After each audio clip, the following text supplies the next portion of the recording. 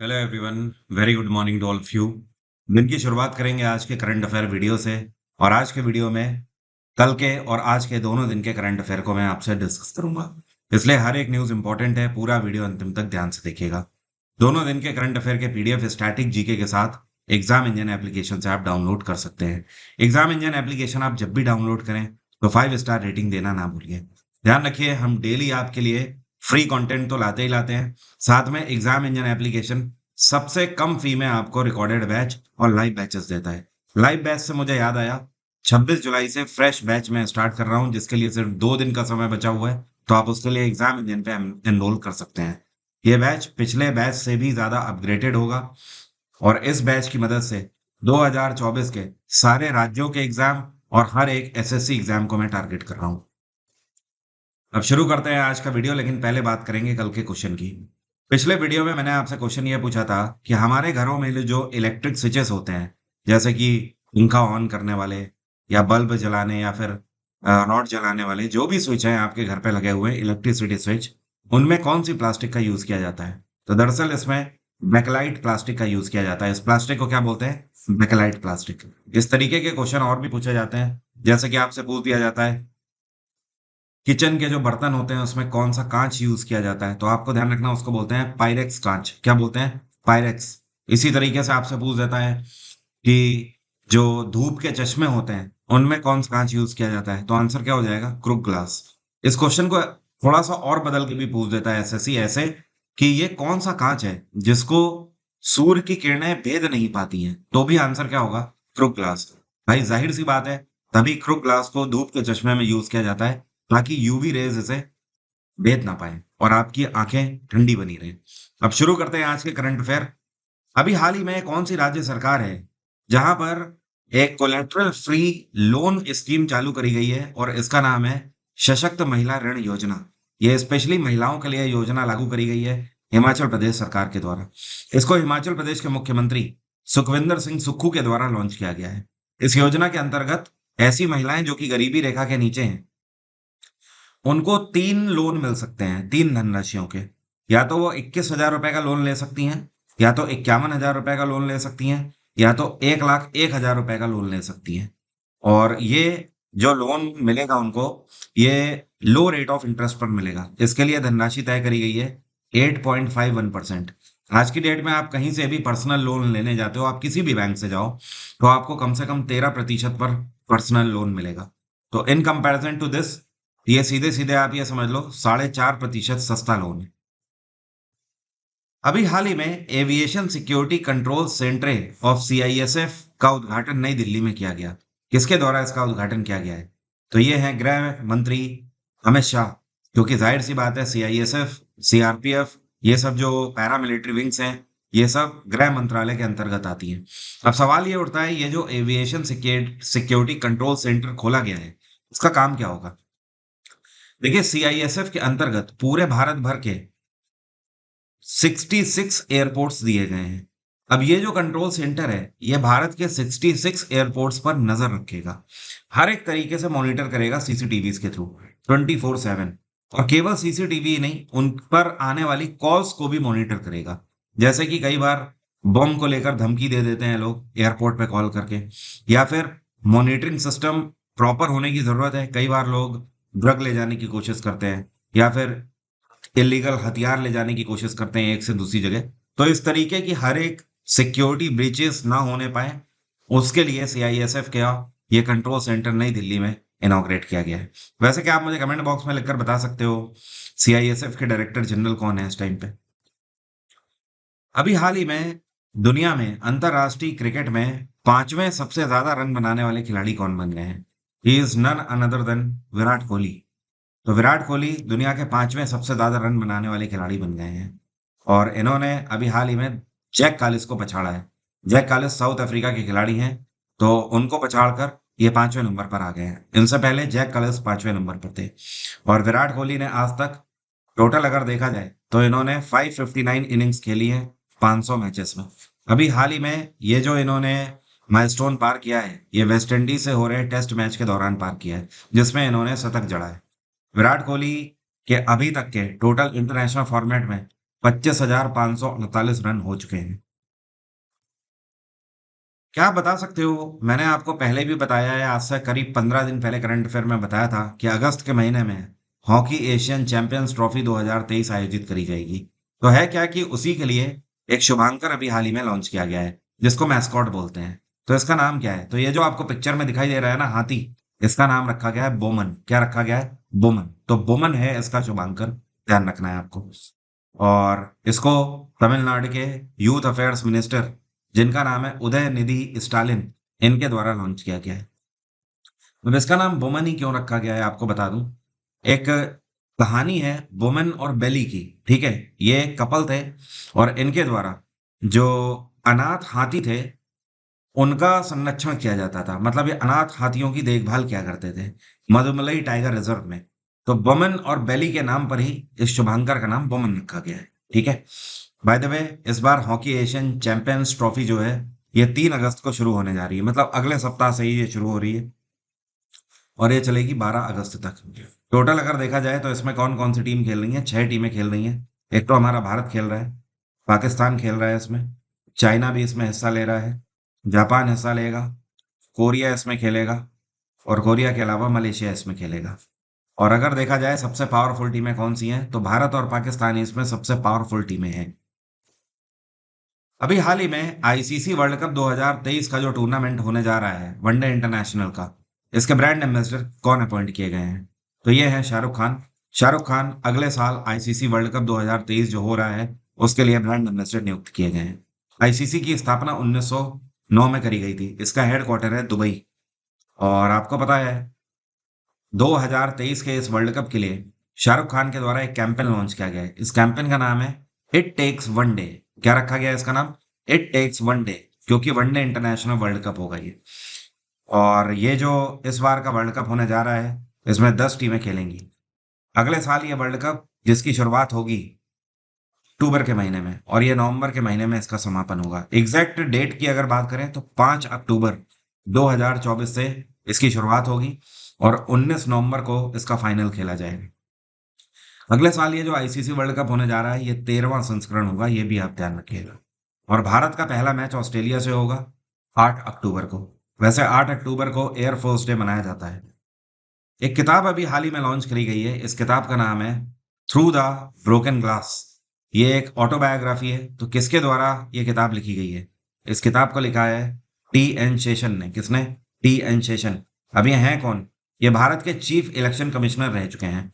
वैसे इनका देहांत 2019 में हो चुका है, ठीक है। करीब आप ये मान लो कि 4 साल पहले इनका देहांत हो चुका है। बट इनके मरणोपरांत 4 साल के बाद अब ये किताब लॉन्च करी गई है। इसको पब्लिश किया गया है रूपा पब्लिकेशन के द्वारा। ये कौन है जो कि पहली ऐसी महिला अधिकारी बनी है जो कि यूएस नेवी को अब संभालेंगी? तो यूएस नेवी में आज तक कोई भी महिला एडमिरल की पोस्ट पर नहीं अपॉइंट करी गई थी। जो आपको पिक्चर में दिख रही हैं, इन्होंने इतिहास रच दिया है एक नया पैरामीटर सेट करके। और इनका नाम है एडमिरल लीजा फ्रेंचेटी। क्या नाम है? Admiral Lisa Franchetti. तो अगर बात करी जाए क्या भारतीय नौसेना में आज तक कोई महिला एडमिरल बनी है, तो भी आंसर है नो। हमारे देश में भी अभी तक कोई भी महिला एडमिरल नहीं बनी है। तो अमेरिका में पहली बार ऐसा हो गया है। और ये कमीशन हुई थी 1985 में, 1985 में। भारत की तरफ से सोमालिया के नए राजदूत के रूप में किसको नियुक्त किया गया है? तो जो आपको पिक्चर में दिखाई दे रही है, इनका नाम है नामग्या खम्पा। क्या नाम है? नामग्या खम्पा। तो अब ये सोमालिया में भारत की तरफ से राजदूत होंगी। खम्पा सीनियर आईएफएस अधिकारी हैं। साल 2000 में ये नियुक्त हुई थी पहली बार आईएफएस के तौर पर। और इससे पहले अगर बात करी जाए तो ये अमेरिका में, सॉरी, यूनाइटेड नेशंस में और चाइना में परमानेंट मिशन और डिप्लोमेटिक मिशन पर रह चुकी हैं। चाइना में तो इवन ये 2 बार कार्य कर चुकी हैं। साल 2002 से लेकर 6 तक ये चाइना में पोस्टेड रही हैं। इसके अलावा 2013 से लेकर 2016 तक फिर 3 साल और रही हैं। तो अच्छा खासा एक्सपीरियंस बड़े क्षेत्रों में भी इन्हें हुआ है। तो सोमालिया को बहुत आराम से संभाल लेंगी, टैकल कर लेंगी वहां पर। और सोमालिया की कैपिटल क्या है पता है? इसको बोलते हैं मोगादिशु। क्या बोलते हैं? मोगादिशु। वैसे सोमालिया के प्रधानमंत्री हैं इस टाइम पे हमजा अब्दी बर्रे। क्या नाम है? हमजा अब्दी बर्रे। ठीक है? ये कौन है जिनको अभी ब्रिटेन में पॉइंट ऑफ लाइट अवार्ड से सम्मानित किया गया है और इन्हें एक टाइटल भी दिया गया है, यंगेस्ट सस्टेनेबिलिटी एडवोकेट का टाइटल। तो ये जो आपको पिक्चर में छोटी सी बच्ची दिख रही है, इनका नाम है मोक्ष रॉय, भारतीय मूल की है। आपको पता है जब ये 3 साल की थी तब से इन्होंने कैंपेन चलाना शुरू किया था प्लास्टिक के विरुद्ध। प्लास्टिक को ज्यादा से ज्यादा रिसाइकल किया जाए और कोशिश करी जाए कि इसको जमीन के नीचे दबाया जाए, ताकि ज़ाहिर सी बात है प्लास्टिक को डिकम्पोज़ होने में बहुत सैकड़ों साल लग जाते हैं। तो कुछ ऐसी तकनीकें भी हैं जिससे प्लास्टिक से हम छुटकारा पा सकते हैं। तो आप ये समझ लो आज इनकी उम्र है 7 साल और ये पिछले 4 साल से 3 साल की बच्ची में कितनी ही समझ होती है। तो आप समझ लीजिए पिछले 4 साल से ये कैंपेन चला रही है, सोशल मीडिया पर भी, ऑफ़लाइन भी। तो इनके इस उत्कृष्ट कार्य के लिए मोक्ष रॉय को पॉइंट ऑफ लाइट अवार्ड से सम्मानित किया गया है। ये अवार्ड इनको ब्रिटेन में डेप्यूटी प्राइम मिनिस्टर ओलिवियर डॉर्डन के द्वारा दिया गया है। किसके द्वारा? ओलिवियर डॉर्डन। वैसे ब्रिटेन के प्रधानमंत्री ऋषि सुनाक हैं। ये कौन से 2 देश हैं जिनके द्वारा अभी हाल ही में जापान सागर में एक मिलिट्री एक्सरसाइज कंडक्ट करी गई है? ये एयर और सी एक्सरसाइज दोनों थी। तो ये है रशिया और चाइना। रूस और चीन दोनों ने एक साथ मिलकर इस अभ्यास को संपन्न किया है जापानीज सी में। और आपको बता दूं ये अच्छी खासी बड़ी एक्सरसाइज थी। दोनों देशों की तरफ से टोटल मिलाकर 30 नेवल एविएशन एयरक्राफ्ट ने यहाँ पर हिस्सा लिया है। मतलब 1-2 नहीं, 30 जहाज़ों ने हिस्सा लिया था। और ये एक इस तरीके की ड्रिल थी जिसमें एंटी सबमरीन एयरक्राफ्ट भी थे, नॉर्मल एविएशन एयरक्राफ्ट भी थे। और रशिया में अगर बात करें तो राष्ट्रपति हैं व्लादिमीर पुतिन, चाइना में शी जिनपिंग। ये कौन सा बैंक है जो कि दुनिया का 7वां सबसे बड़ा बैंक बन गया है और इसने मार्केट वैल्यूएशन में $100 बिलियन का आंकड़ा पार कर लिया है? तो ये है एचडीएफसी बैंक भारत का। एचडीएफसी बैंक की जो मार्केट वैल्यूएशन है ये 100 बिलियन को पार कर गई है और ये 7वें नंबर का सबसे बड़ा बैंक बन गया है पूरे दुनिया का।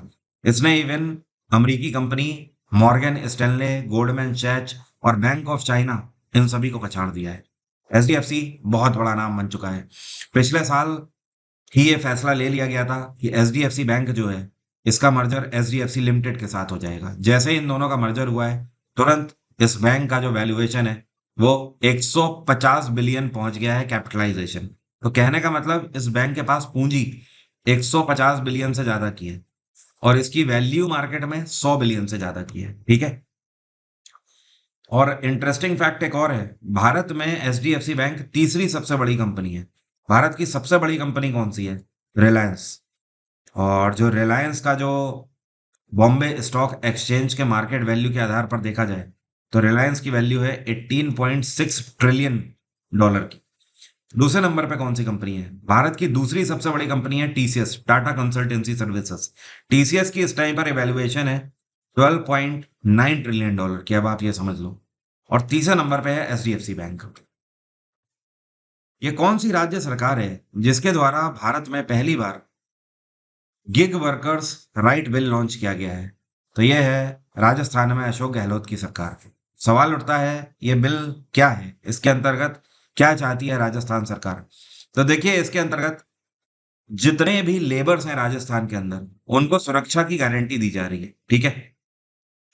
ये सुरक्षा की गारंटी इस आधार पर दी जा रही है कि राजस्थान सरकार ये कह रही है कि आप पेमेंट एग्रीगेटर जो भी यूज कर रहे हैं, ठीक है, तो यहाँ पर बात हो रही है उनकी बेसिक सुरक्षा की भी, हेल्थ फैसिलिटी की भी और साथ में फाइनेंस फैसिलिटी की भी। राजस्थान सरकार ने राजस्थान के अंदर जितने भी पेमेंट एग्रीगेटर हैं जैसे कि गूगल पे, फोन पे हो गया, ठीक है, या फिर आप और कोई भी यूज कर रहे हो तो भी सभी पेमेंट एग्रीगेटर को निर्देश दिए हैं कि अगर आप गाइडलाइंस को फॉलो नहीं करते हैं, किसी भी श्रमिक का अगर पैसा हैंग हो जाता है, उसके अकाउंट तक नहीं पहुंचता है, तो उसके लिए आपको हर्जाना भुगतना होगा। कम से कम इसके लिए 5 लाख रुपए का फाइन लगेगा और 50 लाख रुपए तक ये फाइन जा सकता है अगर आप अगर आप निग्लेक्ट करते हैं इस तरीके की चीजों को। तो राजस्थान में गवर्नर कौन है? ये है कलराज मिश्र। भारत ने कौन से देश के साथ मिलकर एक एमओयू साइन किया है रिन्यूएबल एनर्जी को लेकर?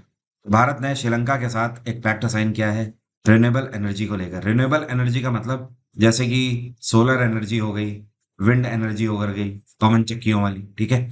तो इन सभी के क्षेत्र में श्रीलंका भी अब भारत का सहयोग करेगा। भाई जाहिर सी बात है, भारत ऑलरेडी श्रीलंका को पिछले 2 साल से लगातार सपोर्ट कर रहा है। तो यहाँ पर दोनों क्षेत्रों में भारत और श्रीलंका दोनों को फायदा होने वाला है। वैसे भी रिन्यूएबल एनर्जी में भारत टॉप पर है पूरे दुनिया पे।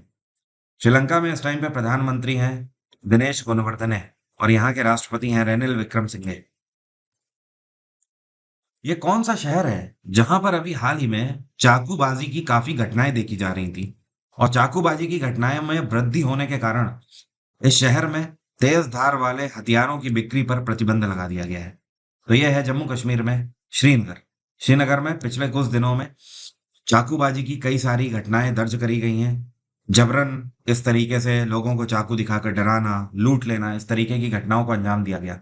तो इसके बाद जम्मू कश्मीर के डिस्ट्रिक्ट मजिस्ट्रेट मोहम्मद एजाज असद है। कौन है? एजाज असद। तो इनके द्वारा यह फैसला लिया गया है और वहां पर सारे जितने भी तेज धार वाले हथियार हैं उन सब की मार्केट में बिक्री बंद करा दी गई है। ये एक बहुत ही इंटरेस्टिंग न्यूज है। अभी भारत का एक कौन सा हिल स्टेशन है जो कि पूरे भारत का पहला ऐसा हिल स्टेशन हो गया है जो कि अब प्राइवेट हिल स्टेशन कहलाएगा। मतलब कहने का कि इसको बेच दिया गया है और इसको 1.8 थाउजेंड सीआर में बेचा गया है। मतलब 1800 करोड़ में इसको बेचा गया है। और ये कौन सा है? तो ये है लवासा। Lavasa hill station. ये कहाँ पड़ता है? ये महाराष्ट्र में पुणे के पास पड़ता है हिल स्टेशन। अब देखिए यहाँ पर बेचने का मतलब क्या है। एक कंपनी है, इसका नाम है डार्विन। क्या नाम है? Darwin platform infrastructure. ये मुंबई की कंपनी है। इसको बेच दिया गया है हिल स्टेशन को।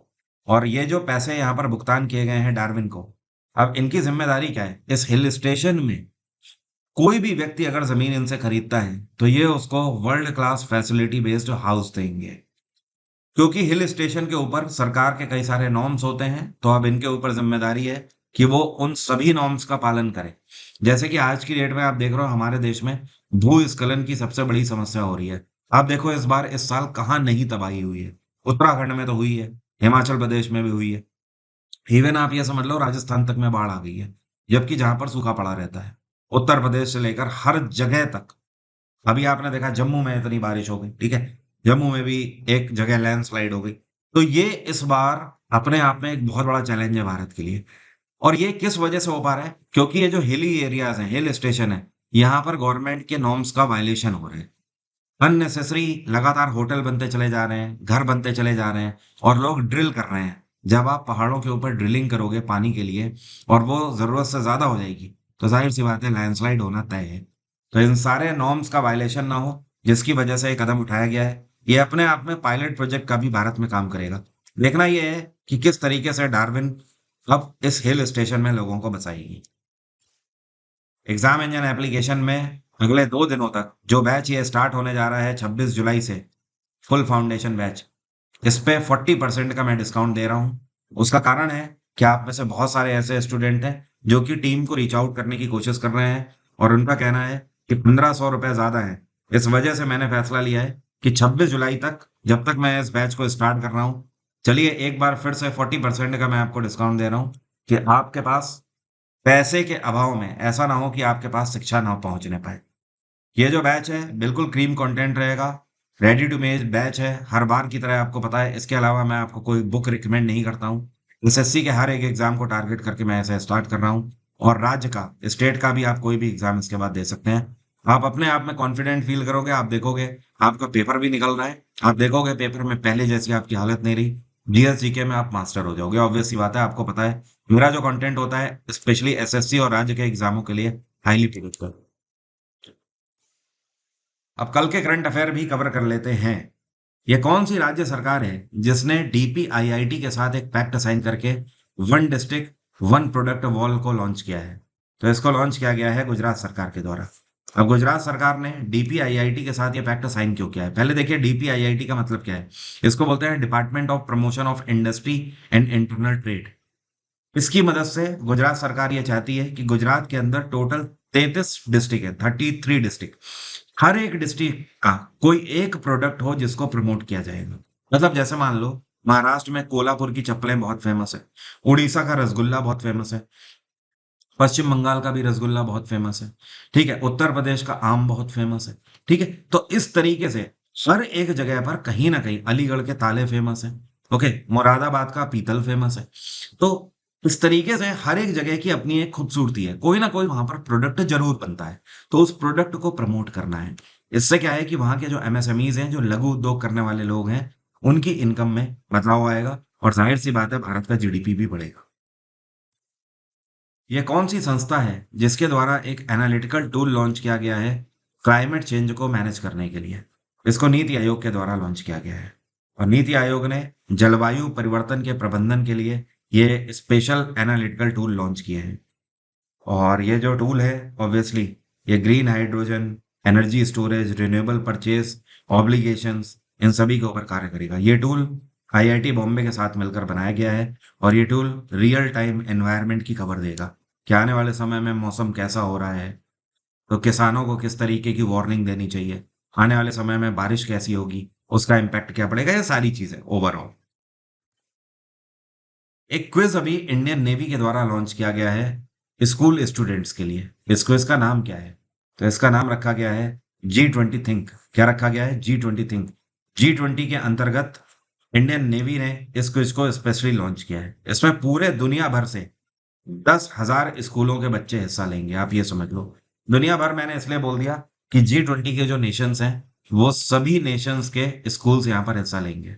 तो टोटल 10,000 स्कूल्स के बच्चे यहाँ पर हिस्सा लेंगे, आप ऐसे समझ लो। और ये क्विज क्लास 9th से लेकर 12th तक के स्टूडेंट्स के लिए है। इसकी थीम वसुधैव कुटुंबकम के ऊपर रखी गई है, क्योंकि इस बार हम G20 को होस्ट कर रहे हैं इसलिए। इसका जो क्विज का जो फाइनल होगा, ये इंडिया गेट से होगा, इंडिया गेट दिल्ली से। अगले साल G20 की अध्यक्षता ब्राजील करेगा। इवन हर साल G20 की जो अध्यक्षता है, वो 1 दिसंबर से शुरू होती है। तो इस साल 30 नवंबर को भारत का आखिरी दिन होगा वसुधैव कुटुंबकम के आधार पर G20 को होस्ट करने का। 1 दिसंबर से ब्राजील इसे होस्ट करेगा 2024 के लिए। ये कौन है जिनको इंडोनेशिया के राजदूत के रूप में भारत की तरफ से अपॉइंट किया गया है? तो अब से इंडोनेशिया के राजदूत के रूप में कमान संभाल रहे हैं संदीप चक्रवर्ती। और संजीव चक्रवर्ती सीनियर आईएफएस अधिकारी हैं ऑब्वियसली। और पहली बार ये शामिल हुए थे सर्विसेज में 1996 में। तो अच्छा खासा कार्यकाल इनका हो चुका है, सीनियर है। इसके अलावा अभी तक ये ज्वाइंट सेक्रेटरी के रूप में एक्सटर्नल अफेयर्स मंत्रालय में कार्यरत थे। अभी ये इंडोनेशिया जा रहे हैं, इंडोनेशिया इनकी पोस्टिंग हो गई है। इंडोनेशिया की कैपिटल है बोर्नियो। पहले इसकी कैपिटल जकार्ता थी। इंडोनेशिया के राष्ट्रपति हैं जोको विडोडो। क्या नाम है? Joko Widodo. ध्यान रखिएगा, अभी हाल ही में एलआईसी के एमडी कौन बनाए गए हैं? Satpal Bhanu. Railway protection force, जब आप ट्रेन में यात्रा करते हो तो आरपीएफ ही आपकी सेवा में तत्पर होती है। आरपीएफ हमेशा आपकी सुरक्षा के लिए ट्रेन में रहती है। तो उसी आरपीएफ के नए हेड के रूप में किसको अपॉइंट किया गया है? तो जो आपको पिक्चर में दिख रहे हैं सीनियर आईपीएस अधिकारी हैं मनोज यादव। अब से यह कमान संभालेंगे आरपीएफ की। आरपीएफ में डायरेक्टर जनरल के पद पर अब ये कार्यरत है। 1988 बैच के अधिकारी हैं, हरियाणा कैडर के। और ये किसकी जगह ले रहे हैं? तो ध्यान रखिएगा, संजय चंदर की ये जगह ले रहे हैं। किसकी? संजय चंदर। अभी तक आरपीएफ के डायरेक्टर जनरल थे। आरपीएफ बहुत ही पुरानी फोर्स है। इसकी स्थापना 1872 में करी गई थी। और भारत में रेलवे की शुरुआत डलहौजी के द्वारा 1853 में करी गई थी। और उसके बाद आप समझ लो 1872 में इस यूनिट की स्थापना करी गई थी। हेडक्वार्टर है इसका नई दिल्ली। पहले इसका हेडक्वार्टर प्रयागराज हुआ करता था। आपको पता है, पहली बार एक ऐतिहासिक फैसला लिया गया है राज्यसभा के अंदर। राज्यसभा के चेयरपर्सन उपराष्ट्रपति होते हैं, तो इस टाइम पर है जगदीप धनखड़। उनके द्वारा वाइस चेयरपर्सन का जो पैनल होता है, उसमें कितनी महिला पार्लियामेंटेरियन को जगह दी गई है? तो इनके द्वारा नॉमिनेशन किया गया है टोटल 4 महिलाओं का। देखिए अब इसमें ऐतिहासिक क्या है। अब ये फैसला लिया गया है, जो वाइस चेयरपर्सन का जो पैनल होता है, इसमें 8 सदस्य होते हैं। फैसला ये लिया गया है कि अब से 50% सीटें महिलाओं के लिए आरक्षित हैं। तो अब से हमेशा से इन 8 में से जो 4 सदस्य होंगे, वो महिला सांसद ही होंगी यहाँ पर। ठीक है। और एक चीज और ध्यान रखिएगा, इंपॉर्टेंट ये है, वैसे मैं इन चारों के नाम आपको बता देता हूँ। एक तो पीटी उषा है, ठीक है, जिनको यहाँ पर शामिल किया गया है इस पैनल में। दूसरी जो है, ये है फौजिया खान। तीसरी जो है, ये है सुलता देव। क्या नाम है? सुलता देव। और चौथी जो है इनका नाम है एस फैंगनॉन। क्या नाम है? एस फैंगनॉन। तो इनमें से भी आप चारों के नाम अगर भले ही ना ध्यान रखें, बट पीटी उषा का नाम आपको जरूर ध्यान रखना है। आई एम वेरी श्योर अगर यहाँ से क्वेश्चन बनाएगा तो पीटी उषा के बारे में आपसे पूछ सकता है। ये कौन सा मंत्रालय है भारत का जिसको बेस्ट एंगेजमेंट अवार्ड 2023 से सम्मानित किया गया है गवर्नमेंट ई मार्केट प्लेस के थ्रू? तो ये है कोल मंत्रालय, कोयला मंत्रालय, जिसको सम्मानित किया गया है बेस्ट एंगेजमेंट अवार्ड से।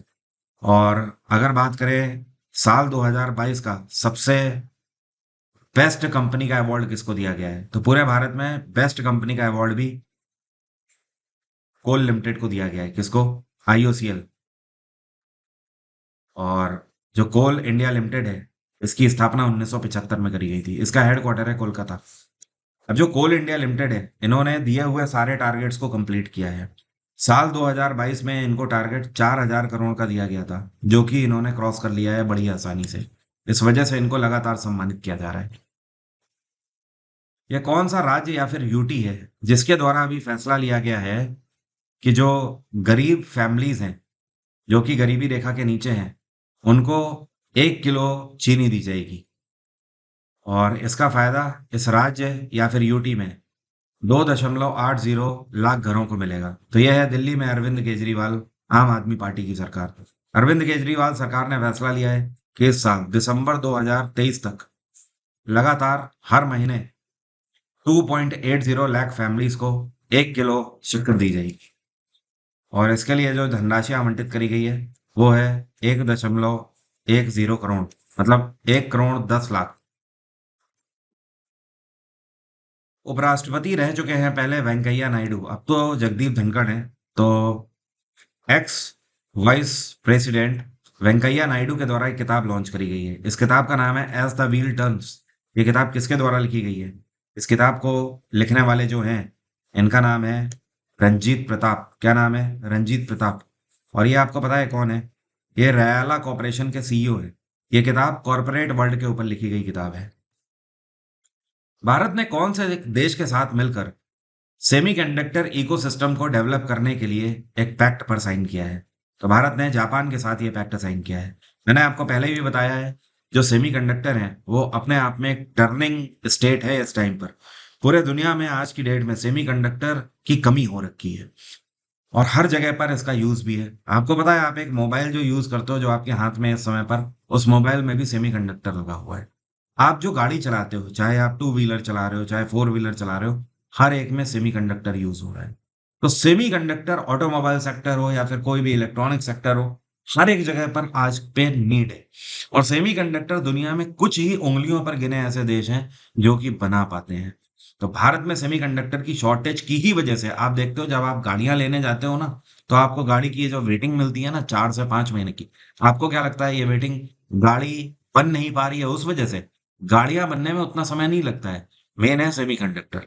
जब तक गाड़ी में सेमीकंडक्टर नहीं लगेगा तब तक इलेक्ट्रॉनिक्स की सारी फंक्शनिंग और सॉफ्टवेयर की फंक्शनिंग गाड़ी में पूरी नहीं हो पाएगी।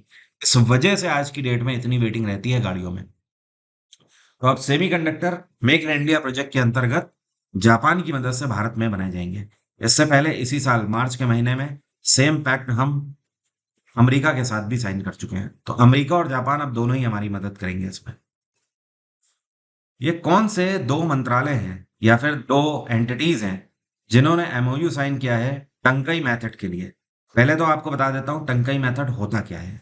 देखिए, टंकई मेथड एक पुरानी प्रथा है जहाज को बनाने की। अभी जो जहाज बनते हैं उसमें क्या होता है, जो लकड़ी होती है उसमें कीलें ठोक ठोक कर पूरा जहाज बनाया जाता है पानी वाला। लेकिन जो पुरानी प्रक्रिया होती थी उसमें कीलों का यूज नहीं किया जाता था। उसमें लकड़ी के पटरों की आपस में सिलाई करके वो पूरा जहाज बनाया जाता था। आज की डेट में जितनी ज्यादा कीलों का यूज होता है उसमें रस्टिंग की प्रॉब्लम उतनी जल्दी उस शिप में आने लगती है, जहाज में या फिर नाव भी हो उसमें भी। ठीक है, तो ये जो कीलों वाला कंसेप्ट है, इसकी वजह से जो जहाज है ये आगे जाकर समुद्र में जब ऊंची लहरें आती हैं उसमें स्टेबल भी उतना नहीं रहता है। लेकिन ये जो पुरानी तकनीक हुआ करती थी जिसको टंकई पद्धति कहते हैं, इसकी खास बात यही होती थी। और उसमें जो जहाज है वो स्टेबल भी रहता था क्योंकि वो पूरा प्योर लकड़ी से बना होता था। उसमें बिल्कुल भी लोहे का यूज नहीं किया जाता था। तो इसके लिए ministry of culture and Indian navy ने भी हाल ही में फैक्ट साइन किया है। भारतीय नौसेना कल्चरल मंत्रालय के दिए हुए रिसर्च के डेटा के आधार पर अपने लिए टंकई मेथड से जो जहाज है उनका निर्माण अब करेगी। ये कौन सा शहर है जो कि छात्रों के लिए दुनिया में बेस्ट सिटी बताया गया है QS best cities for student 2024 की रैंकिंग में? तो क्यूएस यूनिवर्सिटी रैंकिंग आती है ना जैसे हर साल, वैसे ही हर साल क्यूएस एक रिपोर्ट जारी करती है जिसमें छात्रों के लिए बेहतर शहर बताए जाते हैं। तो इसमें लंदन को नंबर 1 स्थान मिला, ठीक है? और लंदन के बाद दूसरे नंबर पे टोक्यो रहा है, सेकंड नंबर पे टोक्यो है जापान का। तीसरे नंबर पे साउथ कोरिया की कैपिटल सियोल है स्टूडेंट्स के लिए बेहतर। चौथे नंबर पे ऑस्ट्रेलिया का मेलबर्न है और पांचवें नंबर पे म्यूनिक है जर्मनी का, ठीक है? क्या भारत का कोई भी शहर है टॉप 10 में? तो भारत का कोई भी शहर टॉप 10 तो छोड़िए, टॉप 100 में भी नहीं है, ठीक है? भारत के बेस्ट सिटी कौन से हैं पढ़ाई के लिए जो इसमें शामिल किए गए हैं? मुंबई है नंबर 1 पे, लेकिन ओवरऑल देखा जाए तो 118वीं रैंक है दुनिया में मुंबई की। इसमें भारत में मुंबई के बाद जो है ये है दिल्ली, 132वीं रैंक मिली है। और तीसरे नंबर पे जो है ये है बैंगलोर, जिसको 147वीं रैंक मिली है। अभी हाल ही में पाई अप्रोक्सीमेशन डे मनाया गया 22 जुलाई को। ये जो पाई का सिंबल है ये किसके द्वारा डिजाइन किया गया था? तो इसको एक साइंटिस्ट हैं जिनका नाम है लियोनार्ड यूलर। क्या नाम है? Leonard Euler. इनके द्वारा डिजाइन किया गया था। और आपको पता है पाई अप्रोक्सीमेशन जिसका आप यूज मैथ में करते हो, ठीक है? आप मैथ का सवाल लगाते हो ना तो उसमें पाई का यूज होता है ना। तो ये 22 जुलाई क्यों हुई, क्यों मनाया जाता है? उसका कारण है पाई का मान आपको पता है ना कितना होता है? 22/7। तो 22 जुलाई और 7वां महीना, इस वजह से 22 जुलाई को मनाया जाता है पाई डे। राष्ट्रीय आम दिवस कौन से दिन मनाया जाता है हर वर्ष? ये दिवस भी 22 जुलाई को ही मनाया जाता है। आम की गुणवत्ता को पहचानने के लिए आम में बहुत सारे ऐसे तत्व होते हैं जो कि आपकी सेहत के लिए काफ़ी बेहतर होते हैं। तो इसकी अवेयरनेस के लिए आम दिवस हर वर्ष मनाया जाता है 22 जुलाई को। आपको पता है भारत में आम का उत्पादन करने वाला राज्य ये कौन-सा है जो कि सबसे नंबर 1 पे है? उत्तर प्रदेश सबसे ज़्यादा आम का उत्पादन करता है। अब मेरा आज का सवाल आपसे कंप्यूटर से है। क्या आप बता सकते हो इन चारों में से ये कौन है जो कि फीफो का कंसेप्ट फॉलो करता है? फीफो का मतलब फर्स्ट इन फर्स्ट आउट का कंसेप्ट फॉलो करता है। वैसे अगर आप कंप्यूटर से अवेयर थोड़ा सा हो भी इवन, तो भी ये क्वेश्चन आपके लिए मुश्किल हो सकता है, बट मैं चाहता हूँ एक बार आप देखो और आंसर करने की कोशिश करो कि इसका सही आंसर क्या होगा। बाकी एग्जाम इंजन एप्लीकेशन में हर एक बैच में आप 10% का डिस्काउंट अवेल कर सकते हैं। ये जो 26 तारीख से 2 दिन के बाद मैं बैच स्टार्ट कर रहा हूँ 2024 के सभी एग्जाम को टारगेट करते हुए, इसमें आप 40% का डिस्काउंट अवेल कर सकते हैं। ये स्पेशल ऑफर मैंने इसी बैच के लिए दिया हुआ है। आज की बात यहीं तक रहेगी। बाकी एमटीएस के बैचेस भी आप अवेल कर सकते हैं। एमटीएस के सारे रिकॉर्डेड बैचेस हैं जिसका एग्जाम आपका सितंबर महीने में लगा हुआ है। जितना भी एमटीएस के लिए जरूरी कंटेंट है वो सब इसमें मैंने अपलोड किया हुआ है। आज की बात यहीं तक रहेगी। Thank you so much. Have a nice day. Take care. Bye bye. आपका दिन मंगलमय हो।